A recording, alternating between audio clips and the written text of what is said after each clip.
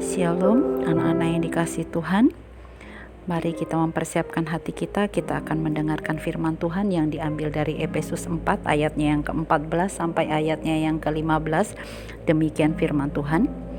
Sehingga kita bukan lagi anak-anak yang diombang-ombingkan oleh rupa-rupa angin pengajaran, oleh permainan palsu manusia dalam kelicikan mereka yang menyesatkan, tetapi dengan teguh berpegang kepada kebenaran di dalam kasih kita bertumbuh di dalam segala hal ke arah Dia, Kristus yang adalah kepala. Anak-anak yang dikasihi Tuhan, firman Tuhan pada pagi hari ini diambil satu tema, menjadi dewasa dan mandiri.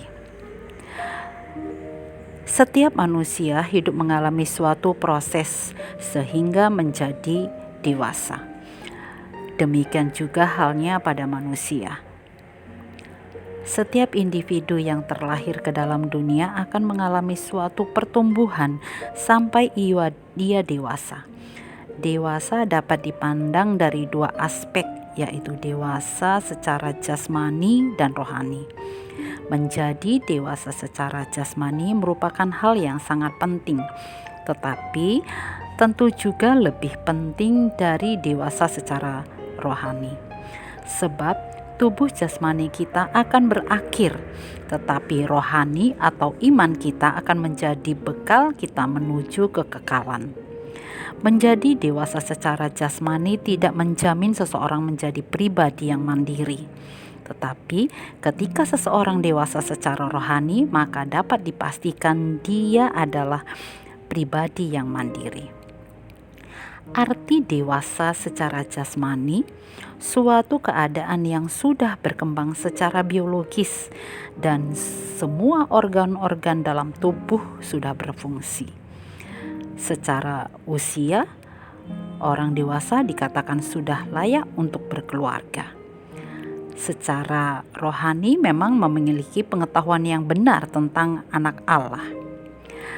Arti mandiri dalam bahasa Indonesia, dalam Kamus Bahasa Indonesia, artinya dalam keadaan dapat berdiri sendiri dan tidak bergantung kepada orang lain.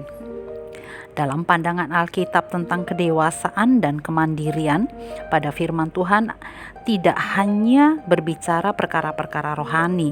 Artinya, semua aspek kehidupan dapat kita pelajari dari Alkitab.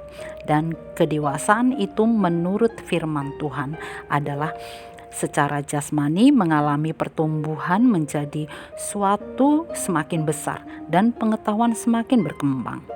Secara rohani, seseorang yang dikatakan dewasa itu telah mencapai kesatuan iman, memiliki pengetahuan benar tentang anak Allah, memiliki tingkat pertumbuhan seperti Kristus, memiliki pribadi yang tangguh atau tidak diombang-ambingkan, yang berikutnya berpegang teguh pada kebenaran.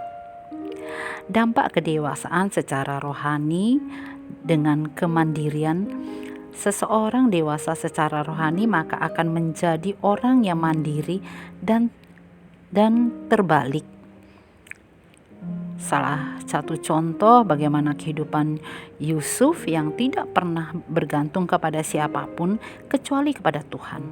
Begitu juga tokoh Daniel, tidak mengandalkan siapapun kecuali mengandalkan Tuhan. Jadi anak-anakku, kesimpulannya tidak ada yang salah jika kita memperhatikan pertumbuhan sehingga kita menjadi dewasa secara jasmani. Tetapi sejalan dengan itu, mari kita juga lebih mengutamakan kedewasaan kita secara rohani, karena itu adalah hal yang terpenting dalam kehidupan ini.